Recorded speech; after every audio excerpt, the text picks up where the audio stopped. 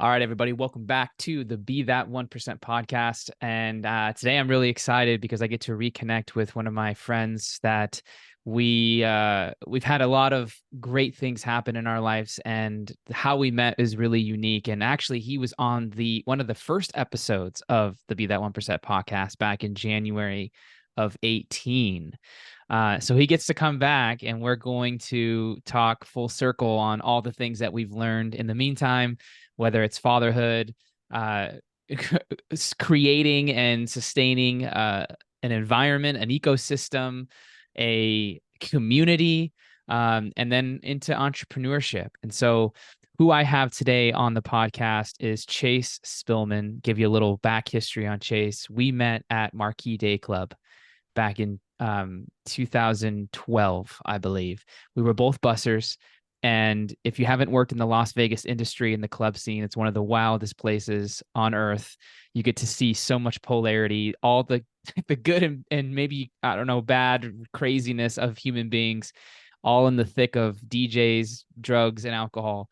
And it was there that Chase and I tapped into something, big, whether it's our purpose and just spirituality, and being like, man, I can't wait to get out of here and do something bigger. And we both are doing that, and it's very rare to make those declarations and find someone who follows through with those. And Chase has always been the type of person that does that, and we've been able to do that together. He's a father, he's a husband. He is the founder and leader of a faith and family-based farming community called Arcadia out in Arizona. He'll talk a little bit about that. He's also a founding member of a technology that provides a solution to the grand unifying theory that Stephen Hawking and many other great minds have been searching for. And he's honestly just a leader inspiring others to live a regenerative lifestyle and to be purpose-driven, heart-centered, and to develop a foundation to live your life by that supports you and the greater community. And so, Chase, man, it's good to have you on the show, bro. Welcome. It's an absolute pleasure to be here, and I could say all the same things about you and our great time together and friendship, and just watching you and your family and your business thrive and grow together in such beautiful ways. I 100% believe that there is a higher force guiding you and your family, and I'm so excited to be here and to speak with my like-minded brother and fellow entrepreneur and father and husband and all of the great things that we all hope to have in this life. We get to not only have that but share it with others and encourage others that uh, there's a greater there's greater purpose out there, and family is definitely one of them. Yes, yes. All right. So, we do some rapid fire questions here on the show. So I'm going to throw these at you quick and in a hurry. Let's start with the first one. Born and raised. Born and raised Escondido, California. Yeah, all right. What's a philosophy that you live by? How you do one thing is how you do everything. Hmm. What is a recent book that you've read that offered immense value to you? The Bible. Yes, I can see that for sure. What's a piece of advice that you've received that has served you well? Oh, wow, that's a good one.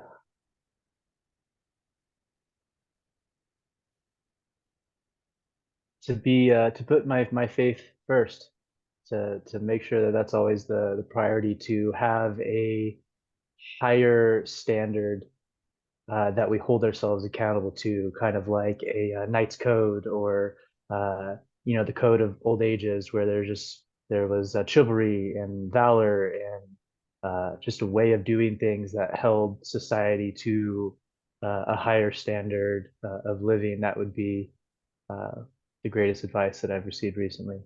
Mm, beautiful. What does this world need more of right now? In my humble opinion, God, more faith, more people willing to hold themselves to that higher standard of living, and to live a virtuous life, and know that we will fall short, and that we are all imperfect, but striving for that perfection. I believe society needs that. We Hmm. need to look towards something greater than our individual selves that holds us together in Yes. community. Love that. Last question. What is a question you are constantly asking yourself? How could I be more perfect? How could I how can I be a better father? How can I be a better husband? How can I be a better friend? How can I be a better community member? How can I be a better global citizen? How can I be a better human? That would be Yeah, same. How can I get better? All yeah. right. So last time you were on the show a couple years ago, oh, 5, 6 years ago now, one of the things that we focused on a lot was how do you create a community?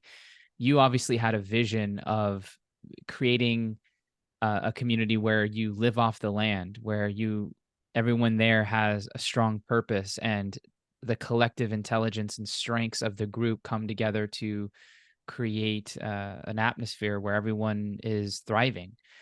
And I want to spend a little bit of time on that and then just kind of what's emerged from there, right? So recapping how this all started from the industry in Las Vegas, right, to now being in Arizona, running your own farmlands, your own community, and living off the land. Like how did that come to be, and how is it going?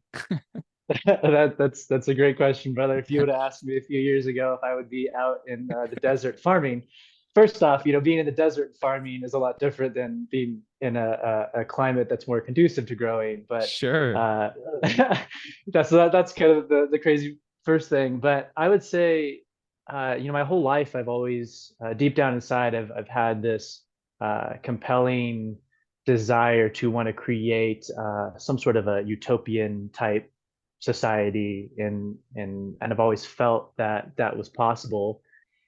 And I've always loved music and culture and realized that America was losing what its original culture was and uh, that we needed to be an example. There's a lot of people out there that talk about conspiracies and the government, and a lot of different things like that. And what I realize is I'm like, hey, you know what? Everyone's doing the best that they can do with the resources they have. I'm not going to be one of those guys, but what I want to do is be an example of what would it be like to live in a culture or society that put virtues at the highest level, that actually had a standard of living and a code of conduct that we all actually wanted to be held accountable to, that it wasn't actually something that was forced on people, but like an opt-in civilization, if you will, in which we could play this game of living virtuously and living connected in nature and uh, more of just a natural lifestyle of deep, intimate relationships and connections with our friends and family and multi-generational living. And in fact, our country, when it was founded, compound living or family compounds were the norm for our civilization, in which you'd have large communities of families that would all take care of one another. You didn't have elderly homes. You didn't have, what is there, people pass away, morgues and things like More sure. that. Yeah. Hmm. Yeah, you would be buried on your land, with your family members and things like that. And there was just the family was responsible for their providing their food and their power and their water sources, and that all fell on the responsibility of that responsibility fell on the family unit to do that. And so I started realizing, looking around, especially at Marquee and living in Sin City, you watch humans being human, and you really want to call that good or bad. It's choices that lead us closer or further away from our goals and what we define as success in our lives. I do think that we could definitely get a whole talk just about what success could be defined as and all of those things. But just observing society, I realized that society needs examples, and it's better to be the change you want to see in the world. As cheesy as that Gandhi quote may be, I've always lived by that. It truly is. It's like, how can I be the change that I want to see? Hmm. And so I was at one of our friends, Mary Liz, one of her meditations in Vegas, and I just went into a deep meditative state and just had this feeling of walking on the land and building this community finally. And something in me clicked. That was like, all right, like now's the time. And it was just this compelling spark that just ignited into wanting to make that happen. However, my wife, I didn't know if she'd be down to go move out to the middle of nowhere and leave her entire family and start a community from literally almost blank land. We started off with at least a house um, that we had to fix up and things, but she surprised me with being gun ho about it, and having your partner in life be on board with your vision is huge. And so that's pretty much what started that. And then what kind of spurred the name was my wife was looking around, kind of looking at like, all right, what's Eden and like fun things that, tie back to living a natural life. And so we actually settled on the name Arcadia, which is actually a Greek version of Eden, which is the unfettered wild. And so it ties into this natural way of living that I believe, God intended for us, is to live in this natural state in accordance with what we call natural law. And so that would be where it all started. And then it was just her and I for the first few years. And then a whole team just kind of showed up, in the third year through random organizations and things. And just one after the other, literally every month, a new person would show up. Yeah. And then that kind of created our core team, and really is what spurred the growth into building an entire village and getting into agritourism, um, So growing what do you things what do in you have desert. now? Yeah, yeah. What kind of trees, what kind of plants, what does your water Yeah. look like, and how big's the team? Yeah. So the team now is about 8 to 10 full time. And then because we live right off the I-40, we have so many friends. We're like an embassy hub off the 40. So as people are driving by, they always stop by and come for their deep philosophical conversations. A lot of people want to have those in their lives, and so Yeah. we've kind of become this emissary hub. But we have goats, we've got Nubians and little pygmies. We do our own meat here. We also milk our goats, so we do raw goat milk and goat milk products. We have microgreens. We have tomatoes and peppers and what we call a food forest, which is where you actually get into permaculture and biodynamic farming, which is where you start combining different aspects of farming. So you'd have like an orchard, and then you layer tons of wood chips, and then you build your own. You rebuild the soil and the microbial nutrients and things, and then the fungi, which creates the mycelial network and actually helps all the trees communicate better together and to share resources in the soil. And then you add in chickens to that. So we have a huge free range chicken area in our fruit orchard. And so they actually go around and scratch and eat all the insects that would try to eat our fruit for the most part. And we've got bunny rabbits. And what else do we have? We got dogs, Great Pyrenees Shepherds. They're incredible, big white fluff balls. They're like little white Cliffords running around everywhere. So we actually raise ranch dogs, because I was a firm believer, it's kind of a side tangent, that you should just adopt dogs. But when you're out in the country, your dogs aren't your pets. They're there to work. They're there to keep threats away from your animals. And so I realized that you actually do need to have farm trained, ranch trained animals to help actually work on the land. So we actually do that as well. And we do agritourism, which is people come specifically here to experience the farm life. They come and stay in our cabins. They come and camp out, and they come and experience that lifestyle. But not only that, is they come and experience the communal lifestyle. Like, what's it like living with your friends? What's it like living with your parents next door? What's it like, when you have that, and there's all the fun dynamics that come with that, in addition Yeah. to farming in itself. I love that. So you had this vision and it was super clear and obviously it sparked something in you that's like, I gotta do this, right? Has there ever been before that or since that level of like clarity and or I gotta do this? It's funny because, there's a lot of, I've been building businesses since I was 15 years old, back reading Rich Dad Poor Dad, Robert Kiyosaki, going to all the real estate seminars, going to stock seminars, trying to figure out like what I wanted to do with my life. And I'd ask a lot of those billionaires and millionaires, what their lives looked like. And to my surprise, it wasn't the lifestyle that I was looking for. I seen a lot of people putting their business before their families and putting the money making before their faith and families, and realizing that that's not how I wanted to live my life. And I thought business was going to be this thing that was so consuming that it would consume my entire life, that I wouldn't be able to have the family balance life based on what I was seeing. Not to say that there's successful people out there that do have it all, but the majority of what I was seeing was that. And so, I would start businesses. I started a nonprofit, and then just the inspiration of, like, you get the spark, I follow through with it, and then it would just fizzle out. I get a spark, follow through with it, and it would fizzle out. And so I kept happening in my life. And this was the first time that it was a very clear spark. It ignited, and the fire's never gone out. The lifestyle and the rewards of the life that I get to live now are so extraordinary that I don't seek anything else. It actually helped me be what we call all in, an all in life, an all in mentality of just being all in on a mission, a vision, a purpose. And when you have that, I believe that's when the Bible talks about one mind and one accord. I believe that's what it's referring to, as a group of people that come together, all in the same mindset and the same focus and that same vision. It allows you to do things. It almost allows you to time travel in a way, because you're able to do things in a short period of time that would normally take people years to do.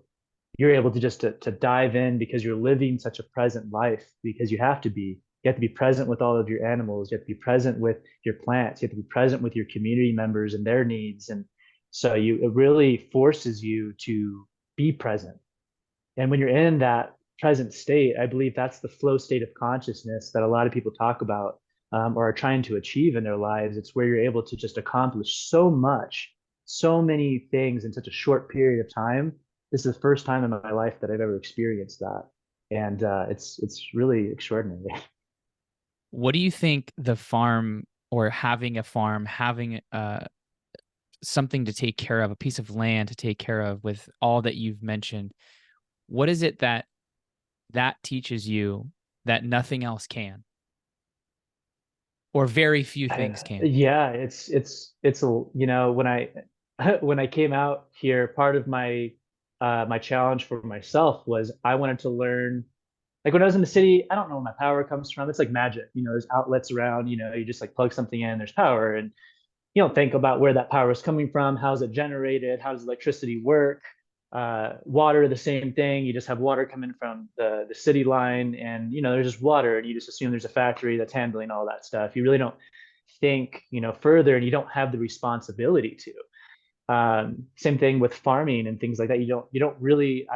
I mean, you can raise some house plants, but you're not farming on a massive scale.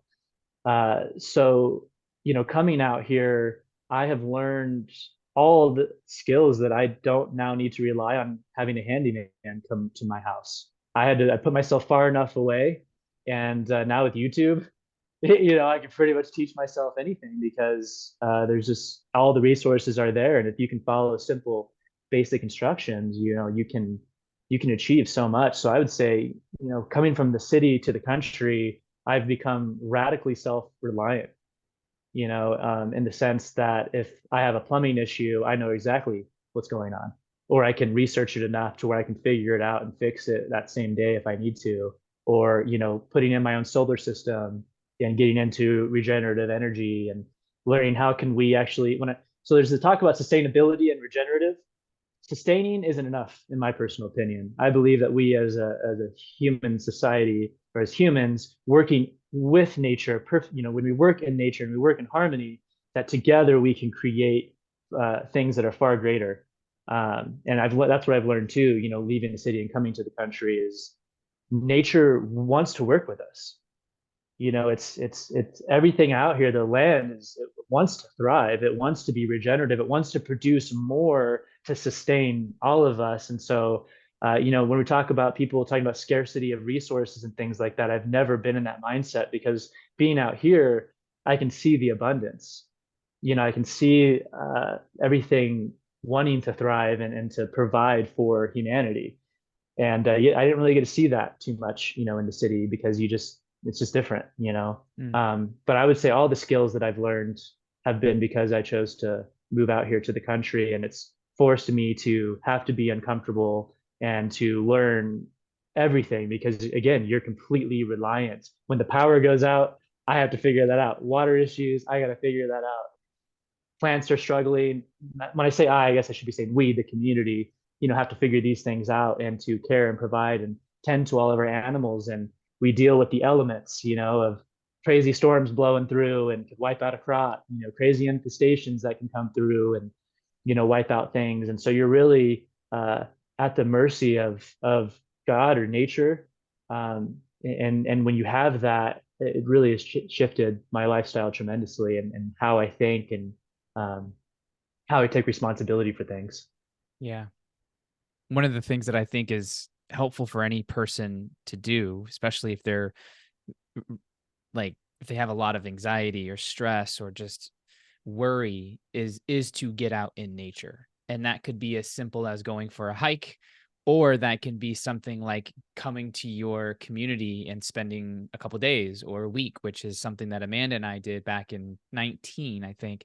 We spent New Year's Yep. with you guys, and there's something about being out in nature that reminds you of like where you come from or what's important, right? Because it quiets down the noise that a city life or just the American culture or the Western way of thinking brings. It's always like do more, more, go, faster, faster, and there is a lot of beauty to that. I mean, I believe that growth is essential. It's what aids in our purpose and our happiness, and it's better than not growing, right? But with that, we can quickly get lost in either why we're doing something or remember why we even started in the first place. And it isn't until you slow down enough, oftentimes by getting in nature, that you're able to reorient, you're able to refine, you're able to reflect, you're able to maybe even change courses. Like maybe you've been 2 years too long in something, and it isn't until you sit in the silence that nature offers, which is not really silence, but a different type of noise, It is. Yeah. right? It's a different noise for sure. Yeah, that you're able to find or re-spark that clarity that you once started with, and that can blossom into something beautiful. And so it sounds like that's what you get exposure to daily, and in a consumption rich culture, being in nature is all about what do I need to give? What do I need to create? What do I need to and that's part of the regenerative part, right? It's like what part do I play in the co-creation of how we can make this planet a better place? And you don't get that stuff in the city or just in a busy Oh, lifestyle. yeah, yeah, I would say that, and again, there's always exceptions to the Sure. rules, but we obviously we take what we see in the majority, and the majority of society today, you have anxiety, depression, mental illness, a lot of uh, a lack of intimate connection. And when I Hmm. say intimate, I mean intimate is different than sexual connection. Absolutely. Intimacy is this deep connection that I believe that humanity is wired for. And when you're out in nature, it really helps to one ground you into the present moment. Because a lot of us were either living our life in the past or living our life in the future. It's what are we aiming for, or reflecting on what did I do wrong, or something like that. And what that does is it pulls us out of the present moment. And what I found living in nature, that the past, present, future almost all run at the same time. It's like what we're choosing now is immediately reflecting or influencing our past and our future in some way.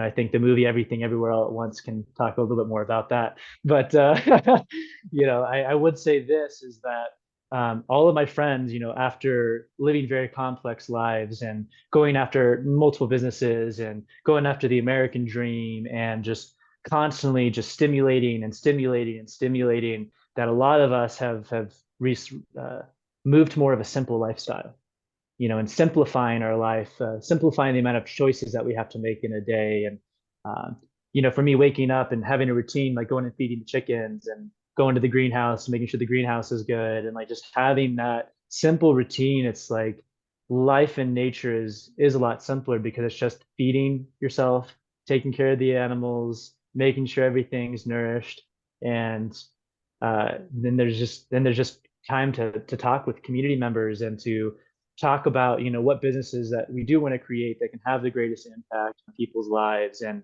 you can go into a creationary state, in a flow state of consciousness, so much easier, when your mind is quiet and Hmm. you're just still with the land. And that's why I think the desert is so special, and why enlightened leaders of our past have spent a lot of time in the desert, because there is less noise. Like a forest, you have all the sounds of the creatures, and there's just so much life in a forest. When you go to a Mm. desert, everything's still, everything's quiet, everything's conserving its energy Mm. because it has to in order to survive. And so being in a desert environment really creates a level of peace and stillness that uh, just helps you really focus and be able to solve problems at such a fast rate that I've never experienced before. So, anyways. That's cool. Yeah, I never thought about it like that with the noise. Like I'm thinking about the Amazon jungle where there's like not a dull moment. Like there's always something happening, usually from the birds and the Oh yeah. monkeys and these like louder animals. But in the desert, you're right. It's just wind Yep. mostly that you're hearing. Maybe the occasional hawk or like the rustling of a tumbleweed off in the distance, but for the most part, pretty silent. That's very true. Yeah, so there's something to it. I have to say the desert does bring a certain level of enlightenment. And then the elements as well, learning how to work in the heat and to adapt to that, and um, how to build your lifestyle around the weather, because you want to make sure to conserve as much of your energy as possible. So having to wake up earlier and take a siesta in the middle of the day and then have another shift in the evening, in the summertime, you have to kind of, adapt your lifestyle to the land, which is a lot different in the country. Whereas the city, we're so used to AC and not having to be outside as much.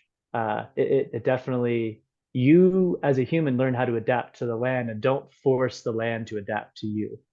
Hmm. So it's a much different mindset. When we go into cities, it's just like, let's just build a high rise here. Let's just develop and not really think about the land that's underneath it. It's just develop and let's grow for the sake of growing. We got more people coming here. We need to grow. Need more housing, need more this, need more shopping malls, need more of these things. And it's like, I think that that's a lot different mindset. When you're out in nature, like your goal is to be like, okay, well, what's the minimum amount of infrastructure that we need to actually live? So it's a lot different mindset versus just the sake of growing for the sake of growth. It's Yeah. you're a lot more calculated in the choices that you're making, and how you grow. Hmm. So it's Yeah, that's fascinating great, how man. everything's tied together. And so being a father with all of this and also a husband, what's been what's been a challenge to work through that's been very rewarding from a extracting wisdom standpoint? Yeah, that's a good question. I would say because nature dictates the lifestyle of a farmer, it means that, and I would say nature is also a form of God personally, that would be what would be considered like my faith. It would be based in natural law and in wanting to serve nature to the best of my ability. And so the farm or the community will usually take precedence even over, like, if my wife, and even my son sometimes, if there's something I got to do electrically, or the farm needs me to do something, or an animal needs care, or anything like that, I will have to go and tend to that, over my own family's needs. But the thing that's beautiful about that is the lifestyle that we live, and the peace that we've obtained in our family, and our community. It allows my wife to not necessarily put all of her needs on me, because now we have a community. So I don't have to be everything for my wife. Hmm.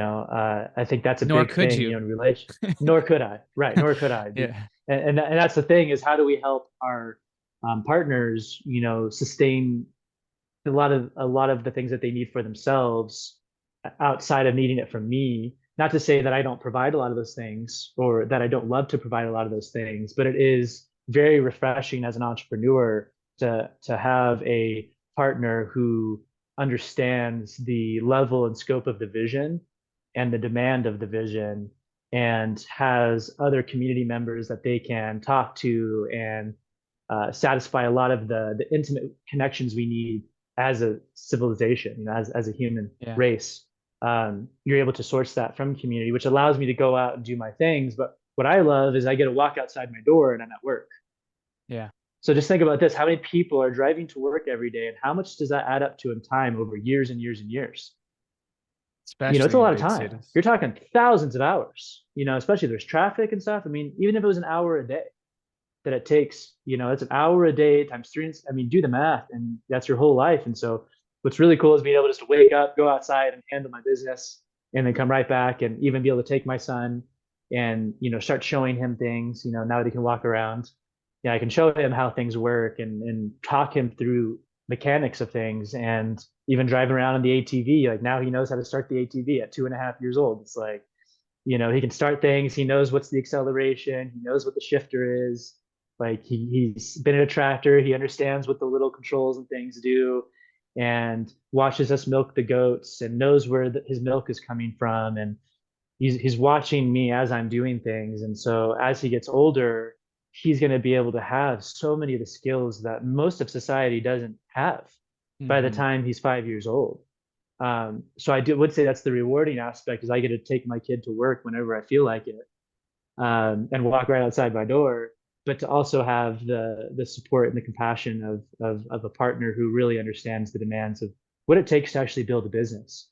And Yeah. it's different being in a startup versus being in an organization that's very well established and has all the funding and things figured out, and just there's a level of we call it being a prince versus being a king. When you're starting out a vision, you're a prince, you're building your kingdom. You're building the thing that's going to hold your vision. And when you're a king, I feel like you're finally able to kind of sit back in the throne and now be more of the oversight and be able to look at all the different moving pieces. And then you have a people that you can delegate things to Yeah. and trust that those things get carried out. And so I would say that definitely helps a lot that we're as we move more and more into that. But we've done the research, and to truly run uh, a community farm model, you need like 20 people. Yeah. It's very taxing because you're pretty much your own little micronation. So I know I'm getting a little bit off topic there, but it Yeah. it's kind of multifaceted, because when you're in community, you have a lot of perks that not a lot of people have. If we need support with our child or my son to get babysat, his grandparents are right next door. Hmm. So it's just we go literally walk 20 feet, and ta-da, Hey, and then did a and then favor. and then we can have a date night, or now we can have a night to each other. So it is nice, having community members around that can watch our son at any point in time. So if my wife and I need some time to talk through things, or if there's issues going on in our lives or issues in the community, we're able to have that time and space pretty much on demand, which is great. Yeah. So it makes it a lot easier, having, and that's why I really believe that it's a village that raises a child. How do you handle the social aspect of living there? I imagine, you have friends from a lot of different places and you're seeing the same people every day. What do you do to keep either those relationships fresh or like when you want more, I don't know if I'm putting words in your mouth, but like Yeah. having more friends outside of that environment. How do you go about that? How often do you see them? Like what does that look like?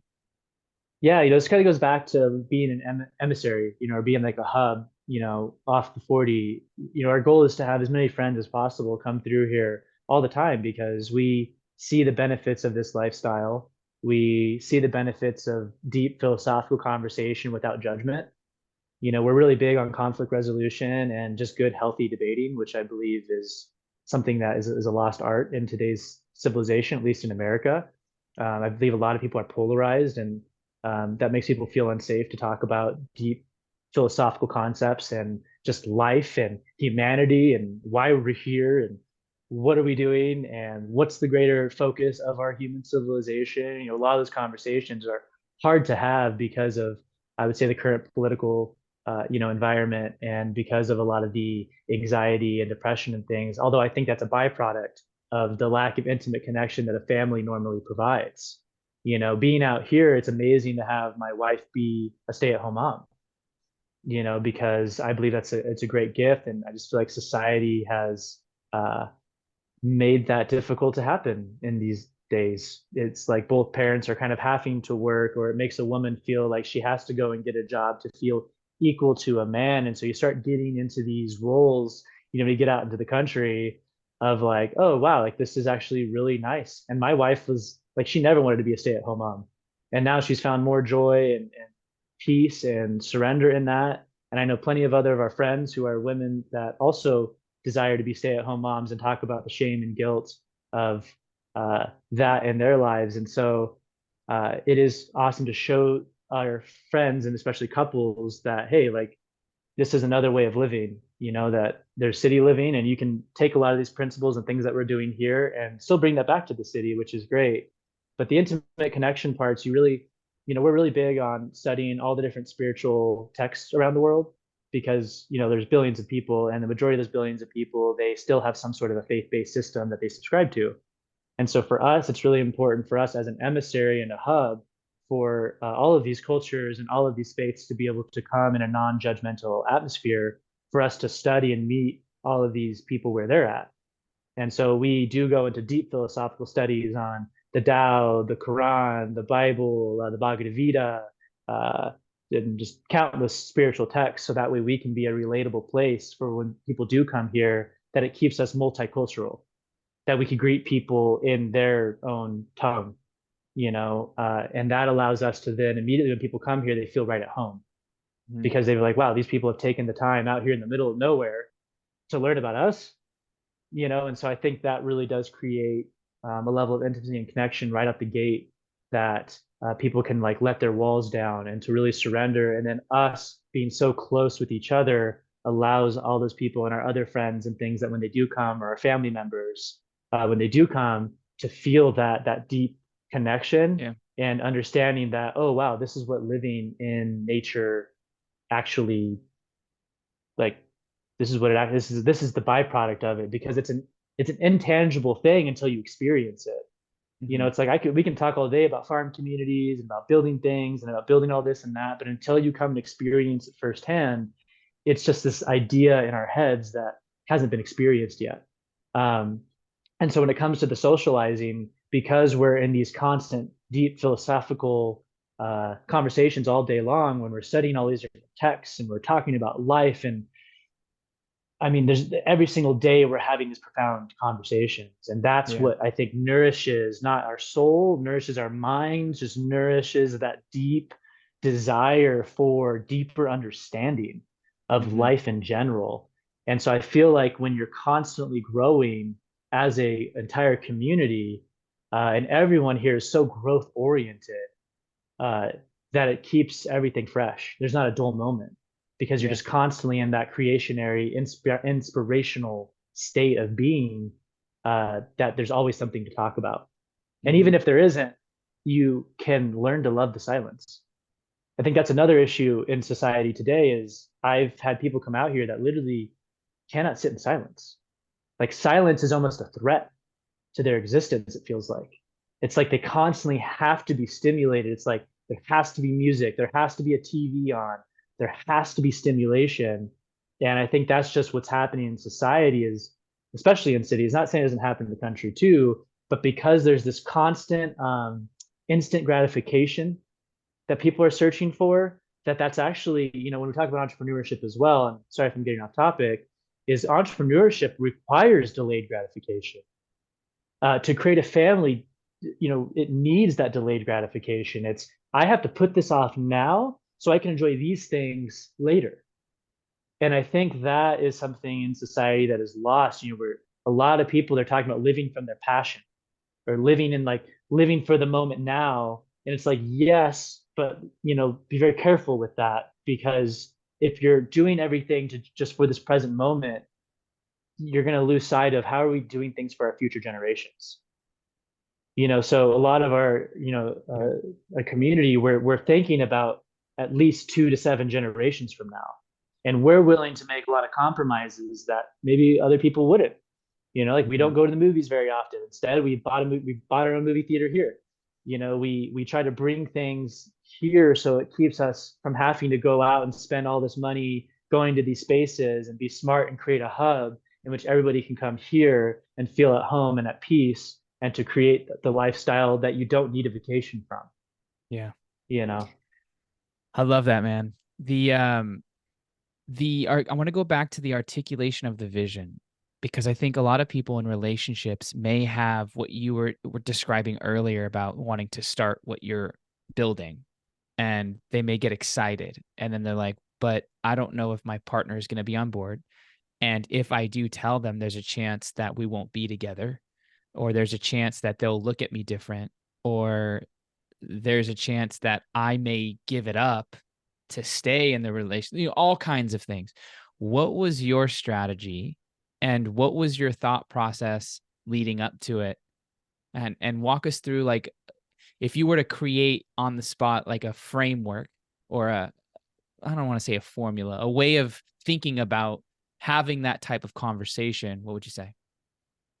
Okay, so just to get clarity, you are asking how can we get our partners to How did subscribe to you, our yeah, vision? how Or did how did I? you share that vision with Susie, and was like, look, here's what's calling to me.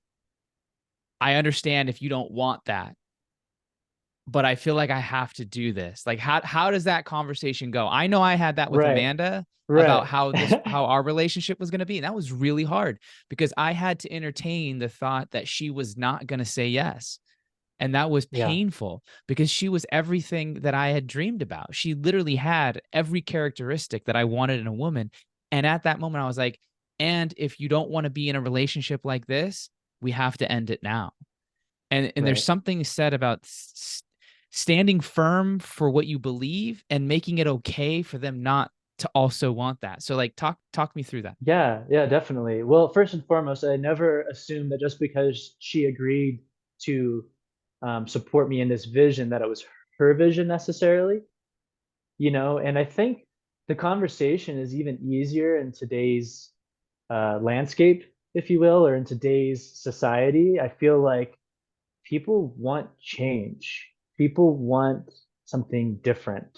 And so it's all about how are we packaging that, and how are we helping our partners get what they want out of our vision as well. So it's including whoever you're talking about in that decision making process, and letting them know and speaking from your heart, truly, like from the abundance of the heart, the mouth speaks. And, to be inspired, I think a good partner wants to entrust that in the I would say male dominant role in the relationship. They want to subscribe to that uh, level of leadership. Because as the man of the house, as that male figure in the house, it's up to us to be the leaders.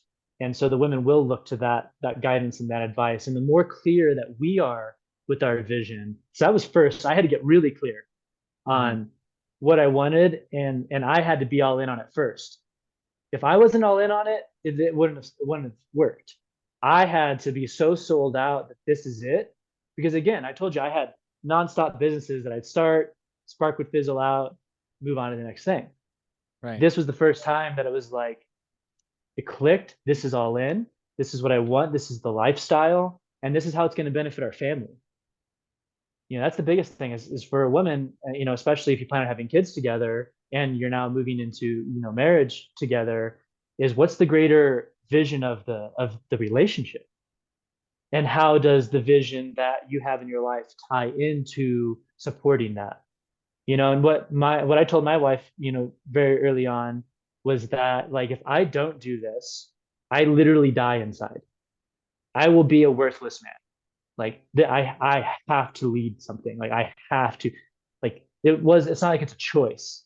Like you said, it's like this, it's either this or bust kind of thing. And I think that naturally, in relationships, that I feel truly deep down inside that our partners want that they want that surety, in us, especially, if we're in that leadership role in our house, to follow and to entrust in that. And so the first would be getting clarity for yourself and being sold out for yourself, like being sold out on the vision. Like there's just nothing else. This is what's going to happen. This is how it's going to happen. And being okay in not knowing all the details. Hmm. Because you and I both know as an entrepreneur, we can think one thing's going to go this way and then it goes completely this way. It's like, Almost that's every just time. that's just life. Yeah, almost every time.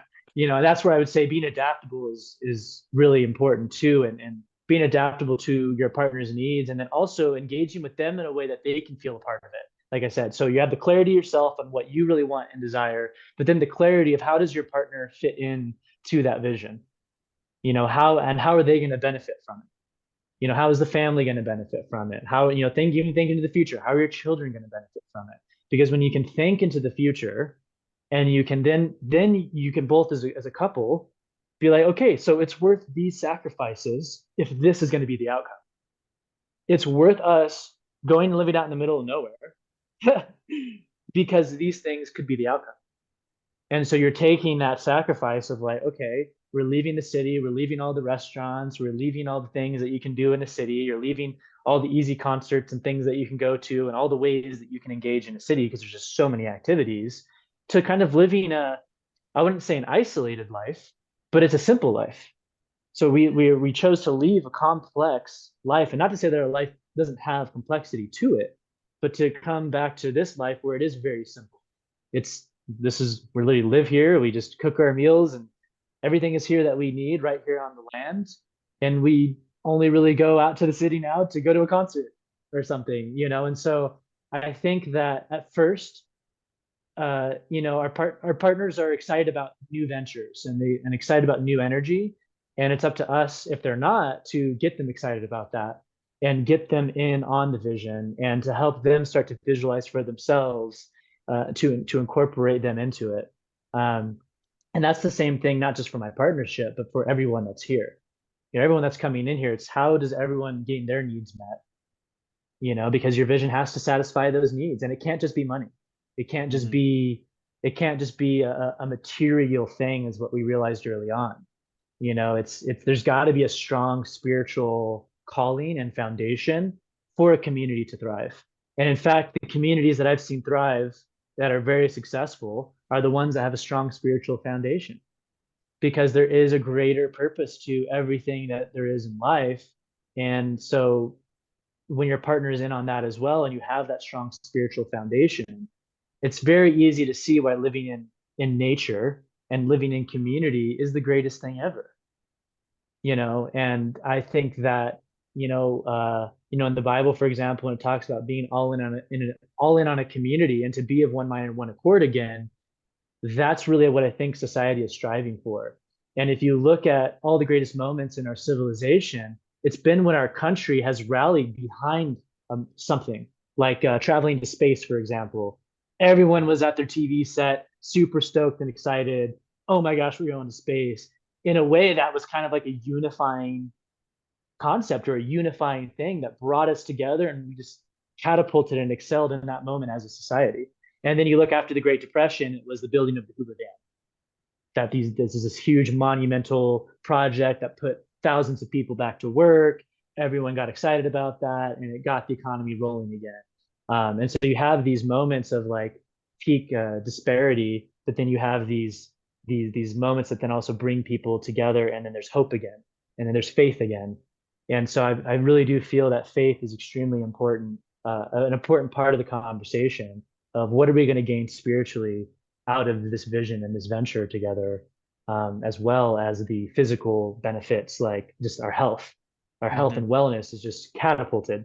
My energy levels have gotten better as I get older, not worse, and so being in that natural lifestyle, you get the physical benefits and the rewards, as well as the spiritual rewards. And once you have that feedback loop, you have a positive feedback loop, everyone's all in. Like it's a no-brainer, Hmm. because when everyone's all in and we're all building something together, everyone's constantly experiencing those deeper benefits, that I believe all of humanity is really looking for.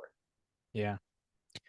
In regards to the in our Bible, I life. know it's something that you said that you've read and Yeah. continue to read, and as well as other spiritual texts, but specifically for the Bible, who or what in the Bible have you really resonated with? Like, let's go with a leader. Like, who in the Bible have you read and you're Yeah. like, man, I feel a lot of resonance with this leader, you know?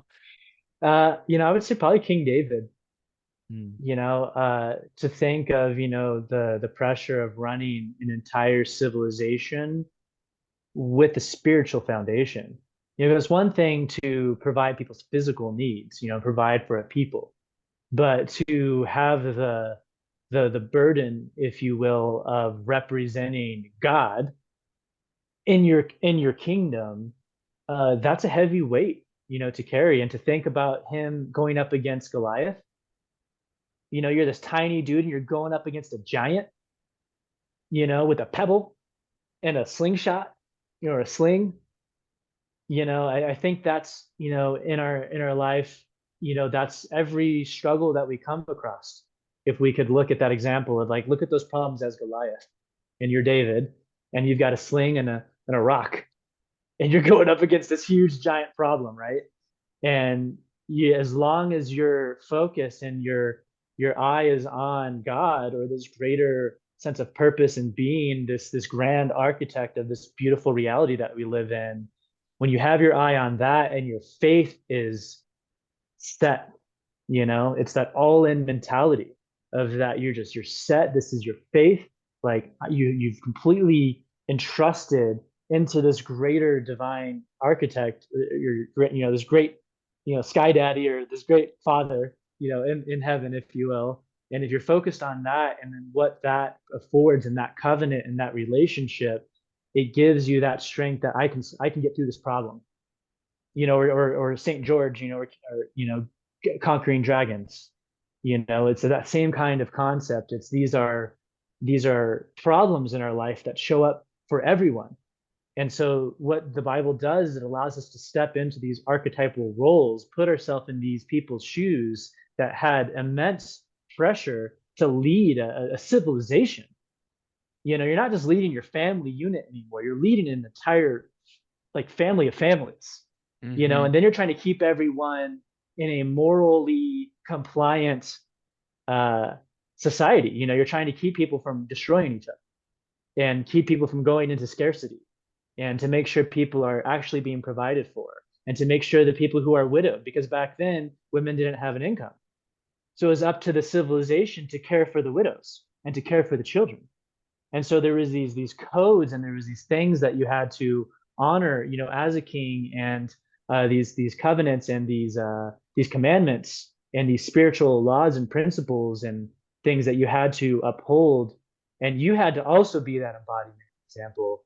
And I think the greatest thing about King David and the Bible in general is, when you're reading it, you look at the compassion that God has for these kings and for these people, and the grace that he gives. Because even King David, as great as he was, he still fell into lust, and fell into wanting to have multiple partners, and let different idolatry come in and influence his decision making, and didn't stay faithful to one, uh, being, or one God, if you will. And I feel like that's also, in marriage, it's staying faithful to that person. I know there's people out there that, are poly, and there may be successful people who are poly, but it really did show me why monogamish, or monogamy, in our relationships is so important, because it also is in our relationship with God, Mm-hmm. is in that oneness. We talk about unity and coming together under one. Well, I believe that's what God is. God is that oneness that we are all trying to obtain, within all of our relationships. Is that deep intimacy, is that I recognize you, and I recognize me in you, and you recognize you in me. And that's the oneness that we're experiencing. And that's what God is. It's that middle ground. It's that middle point in which we're all connecting to. It's like Mm-hmm. I don't know if you've ever seen a nodal network, or a nodal map of just all these little things that are all connected to each other. And you'll find that, that's the unity or oneness of life and humanity. Yeah. Um, But Um, sorry, I think I may have lost topic. That's lost track there. What were you? Yeah, no, You no, ask it again? it was King David. It was King David, Yeah, and yeah, and what I hear there in all of that is a responsibility to yeah, the civilization, a responsibility to God, a responsibility to your significant other, a responsibility to the vision that you have for you or for others or for your family, and it's sacrificing in some way the moment to build something that you can't see or that is not yet here. yeah. And when I look around the world, or at least in America, I see people in some way foregoing responsibility or lessening responsibility, not accepting it to a degree that in which they can feel pride or feel challenged and grow as men, as women, as whoever, as a leader. What is your perception or perspective on responsibility collectively, and what's attributing to your observation? Yeah, it is, we do live in a very polarized world right now and what we call duality. And, we can even cut it, right down as, red and blue, is the easiest one. Liberal and conservative is the easiest thing. You see this polarity. And coming from the city, I was more liberal. I was very liberal. I thought that liberality was the way, and just freedom. It's all about just freedom. And then I realized I'm like, nobody actually knows what they're talking about when they say freedom. Like the like I don't believe that that's the greatest pursuit of life, is to just have this quote unquote freedom. Now, of course, we can get into a defining of maybe what that freedom would be, but I feel like we want this freedom just to do whatever we want. People just want this freedom just to do what they want, and I was all about that. But then when I came to the country, because again, living in the city, it's like all my stuff's provided for. My water comes in, I just turn my thing on, it works. If it's not, somebody else fixes it. Power, the same thing. Like everything is just provided for me in a city landscape. So it's easier to lose sight of God or to lose sight of a higher purpose. Let's look at it this way. I define God as a governing, operating dynamic. God, God, governing, operating dynamic. And so in a city, we can kind of lose sight of that governing, operating dynamic in our lives because of the easiness and the comfortability that a city provides for us. Now, when I went to the country, it's crazy now. Like now I'm like, oh, okay, I have guns. Why do I have guns? I want to go hunting. And I also believe, hey, we live out in the middle of nowhere. We should be able to defend ourselves and have a good, healthy relationship with guns. Where I didn't have that before. But when you're in the country and you're providing for yourself, you realize that, oh, I should probably have one. And I should probably know how to use it safely and use it with respect and to teach others around me the same, just in case we need it one day. Because you never know, a mountain lion could show up. What are you going to do against a mountain? You can wrestle it? Yeah, probably not. And so I started realizing that there's this duality, which is crazy. And then you have cities who are very blue, and then you have the conservative country. And then after now having the lens of both sides, now I find myself in the middle. I find myself in the purple party. You mix blue and red together, you get purple. And I really, in society, we polarize things. We try to separate, Because and it's then we easier to claim freedom understand like that. because of dichotomy, because of black and white. But Exactly. in our farm, what we teach people is learn how to debate things from both sides. Learn how to debate things from both sides, and then you'll have the understanding of the middle ground. And then what can you do? Now you can be a conflict resin. You can be part of conflict resolution, Yep. because now I can take somebody that's over here, and I can take somebody that's over here, and have compassion and love for both sides. Now, let's keep in mind, in the Bible, God says God is love. In the Bible, it says God is love. And this is why we need to love our neighbors. This is why we need to care for each other. This is why we need to love one another. And what is that love? That love is bringing as a force that brings togetherness, not separation. And another thing that I've seen affect society and cause separation is the onset of the internet. Here's what's funny is we think the internet is this great tool that connects us more than ever before. But now people will communicate to one another in the most hateful of ways, it feels like, in the most disrespectful of ways, because you're able to hide behind a screen.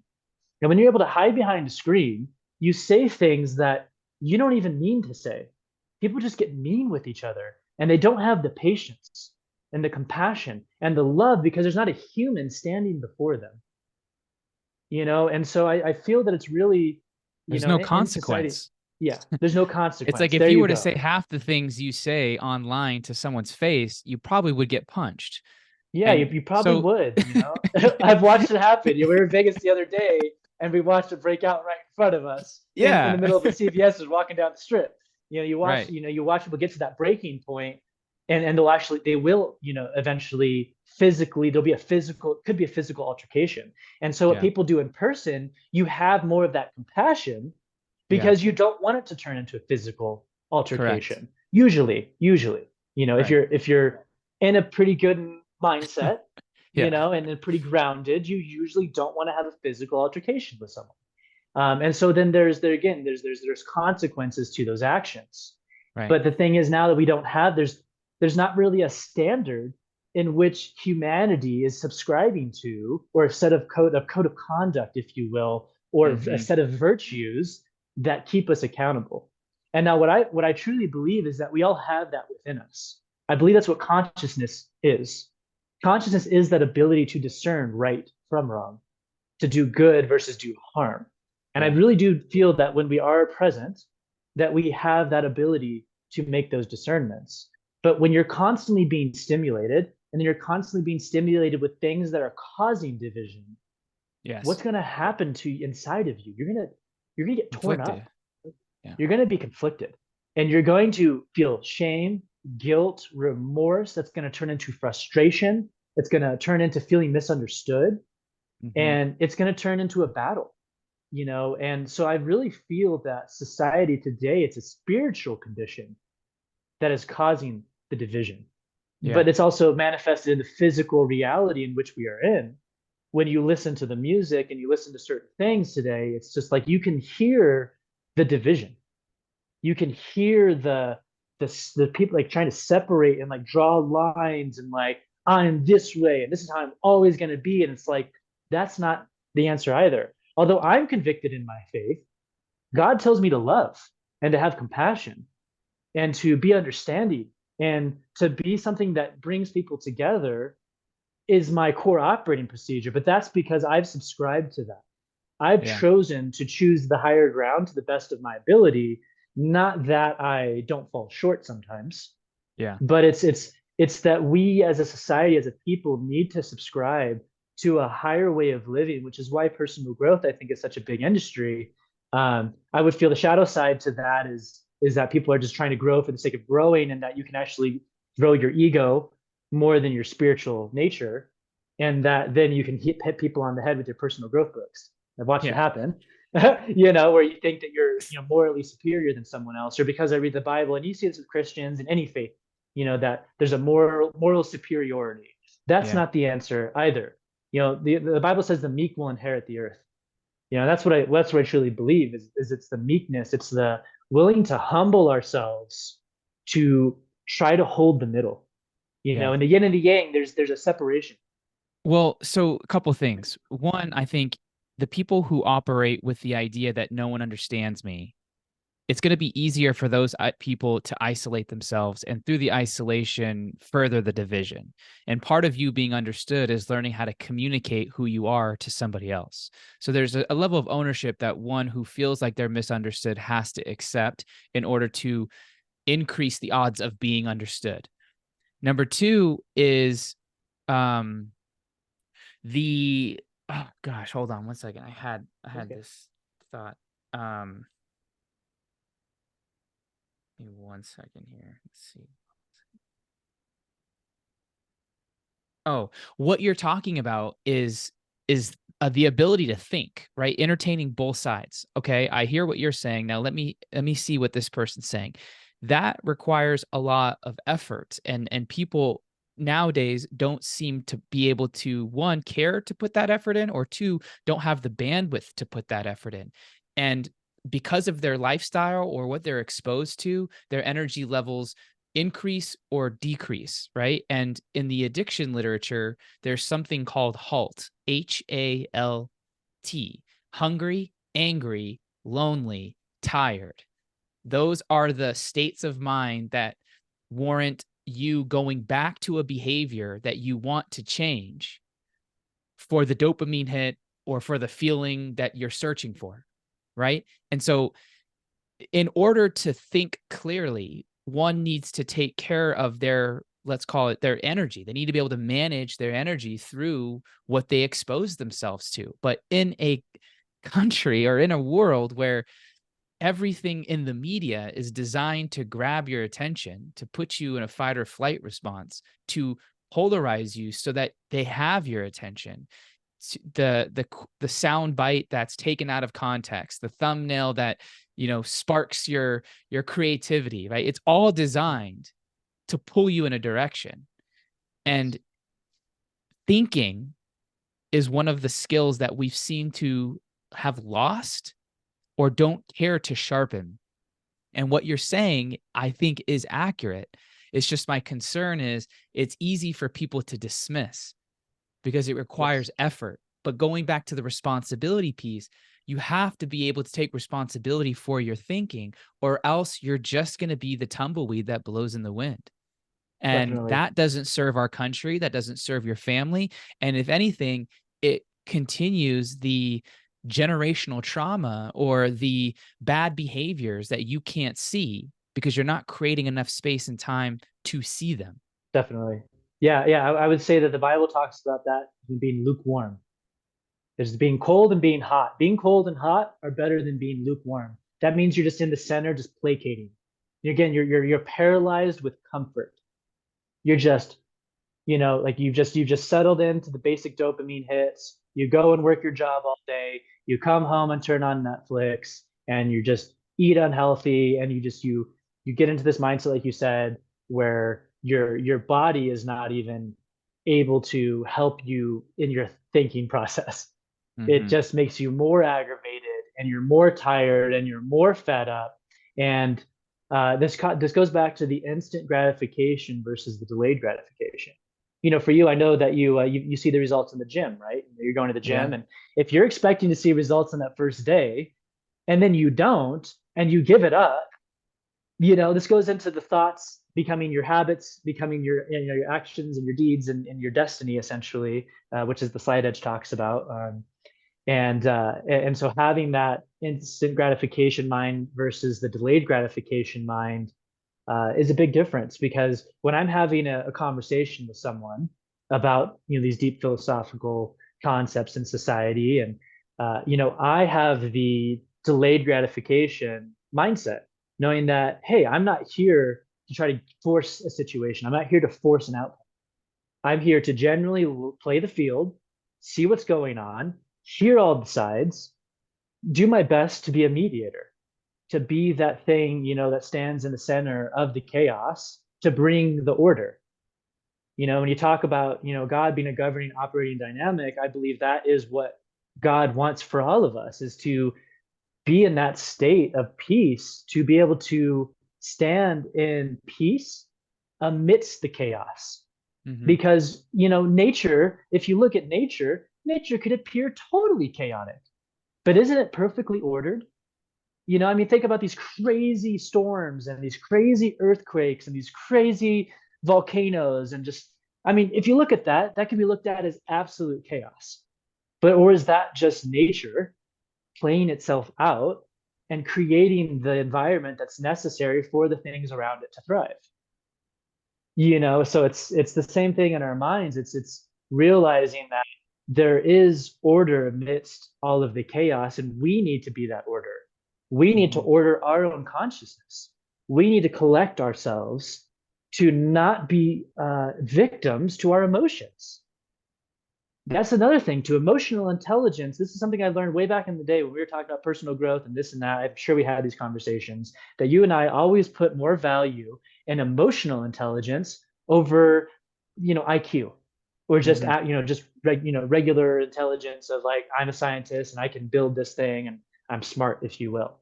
Emotional intelligence, and the greatest leaders in our society understood emotional intelligence and knew how to operate people, and knew how people operate, and knew how to care for people in their organizations, in their communities, because they were able to put themselves in the roles of these people. and not react to every single problem in their life as a threat, but as an opportunity to overcome, as an Yes. opportunity to gain a lesson, as an opportunity to gain an insight that then you can have more wisdom and carry on. So this actually ties back to the whole David thing. Well, David, his problem was a bunch of wives, and you go to King Solomon, who was the wisest king in the Bible, right? King Solomon, the son of King David. And what did he do? He had 750 wives and 250 concubines. How chaotic is that going to create your kingdom? How much chaos is that going to bring? Because every one of those wives is going to have their own individual needs. They're going to all create their power struggle of who's going to be the son of the next thing. Like, you create all of this chaos around you, but you're the wisest king. It's just like, no, the goal of us is to quiet the mind, to piece ourselves back together, to not look at society necessarily as black and white, but to be the yin yang, the center where the yin and yang meet.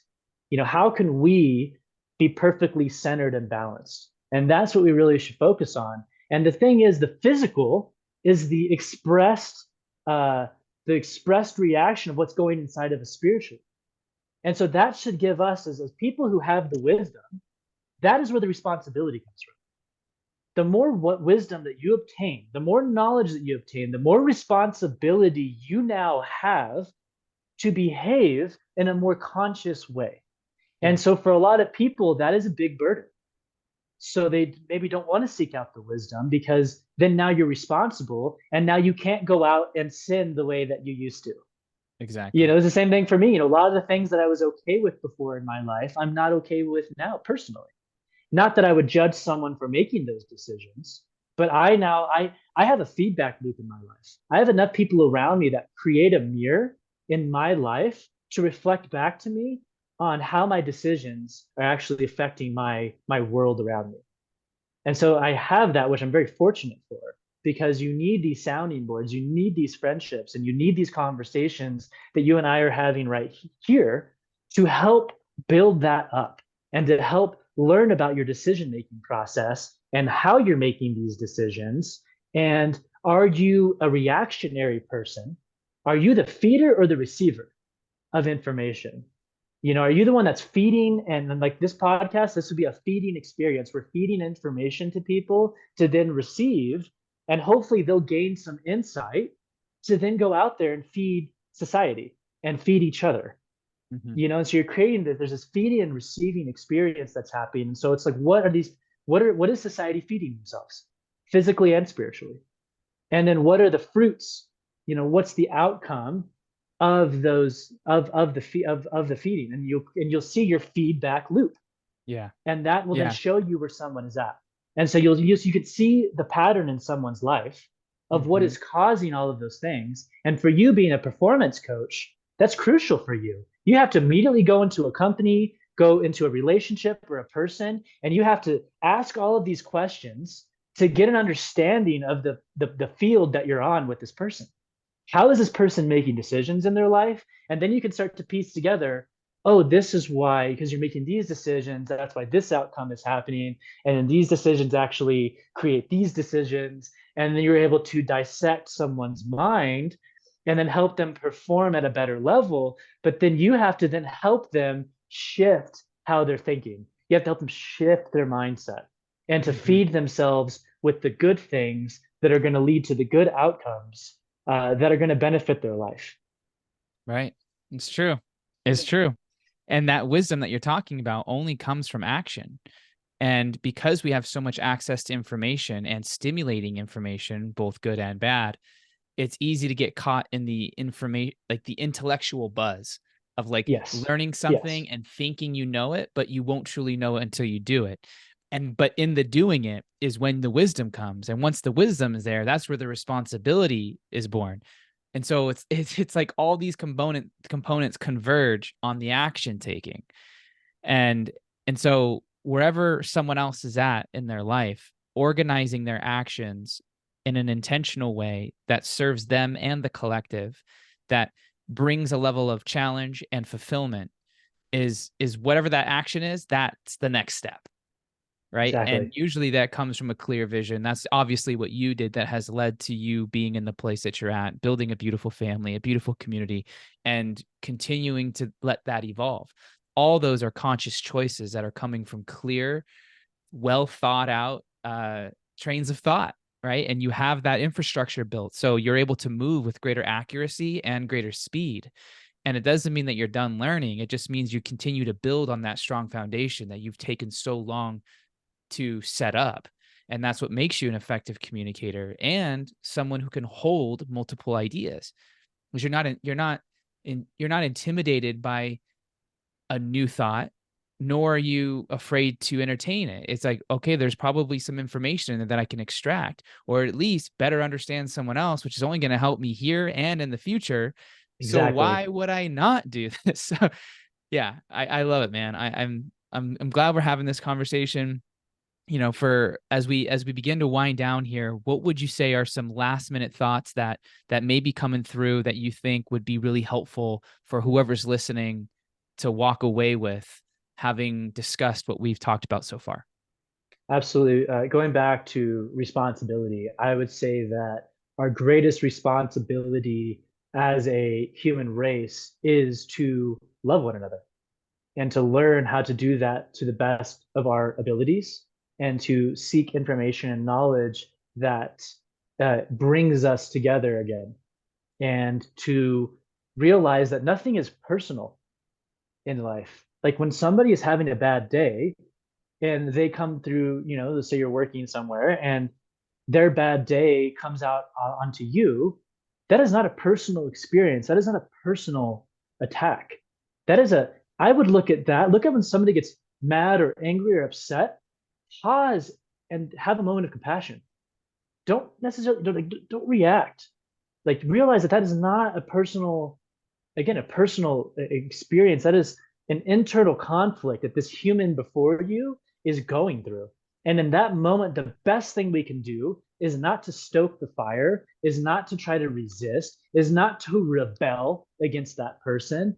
It is to pause and to breathe and to just listen to the person that's before you and listen to that person's struggle and then do your best to relate. Think about in your life when you went through a similar experience or what that experience could actually feel like if you went through it, and to really put yourself in their shoes before you even think about reacting, because 9 times out of 10 the moment that you react, it's just gonna not it's gonna cause division, Mm-hmm. which Mm-hmm. is the opposite. I mean, there's enough division in society already.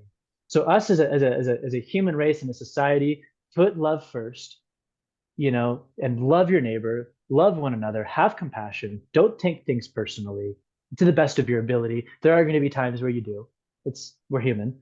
This is where sin comes from. Sin means to miss the mark. That's literally what it means. The Greek translation of sin is to miss the mark. And so when you're talking about archery or my ability to adapt and move and hit targets, that comes from the wisdom that I have and the spiritual groundedness that I have. It allows me to hit the target more often, not to say that I won't miss, and so I would say do your best to not react, learn how to be adaptable, get out of your comfort zones in healthy ways, of course. And you're going to find things in life, you're going to try things out, and maybe it doesn't turn out the way you want, but this is how you learn, this is how you grow. You need to put yourself out there for the opportunity for wisdom to come into your life. And so it's get out of the comfort zone, get off the couch, go and experience new groups of people, go into new organizations, read different spiritual texts, and look at the patterns that connects all of us. Look for the things that connect. Don't look for the things that divide. We Mm-hmm. have more in common than we do not. We are made in the same image, the same likeness, meaning that we are all one. And so if we can have that compassion every day, look in the mirror, look in the mirrors of all your fellow humans around you, and remember that they're just reflections of the teachings that we need to have in our lives to be more compassionate, to be more loving, to be there for one another, and to take the extra few minutes to say nice things to people as you're walking by them, to smile as you're walking by people, to put the phone down for a second and just look up at all the people around you and be present in society and do your best when you're online to not hide, behind the facade, and to realize that when you're online you have even more responsibility to talk to people with compassion and love, and to remove yourself from situations that may cause division, and realize that if there's no don't try to push things, don't try to push your agenda onto people. Just be the example, be the actions, do, be the verb. And I think that when Yes. people find that, that they will have a much higher quality of life. I love that, bro. Thank you. Where can people hear more, connect with you? What's the best place? Yeah, yeah. Actually, we have our first what we're calling the Revelation Retreat in October. Mm, mm. And I'll actually give everyone here, if anyone wants to do it, we'll give you guys like $1,000 off code or something. But we have that. That's like an actual event that you can come to, in which we talk about the grand unifying theory of everything. And we talk about this unity and this coming together. We talk about the mind and the consciousness and decision making and how humanity actually works and how we think and how we come together. So it's going to be a really in-depth uh, spiritual science course in which people understand how spirituality and science actually support one another, that they don't actually discount one another, and Mm. that everything around us can be explained, and that God can be explained through science. And yeah, so that's one way. And then just Arcadian American Farms, we're on Instagram, we're on all the different social medias and things. But if you want to come and visit the farm, you can just reach out to us there and come spend some time out here and to experience what we're talking about firsthand in motion. All right. You heard it, guys. Go check them out. Chase, thank you for your time, your mind, your heart, your leadership, your community. I appreciate it, man. Thanks for coming on the show. It's an absolute pleasure and a blessing, brother. Thank you for all the work that you're doing and getting the wisdom to the people, and for being a beacon of hope and faith and unity in a time where it's needed most. Much love, man. Much love, brother.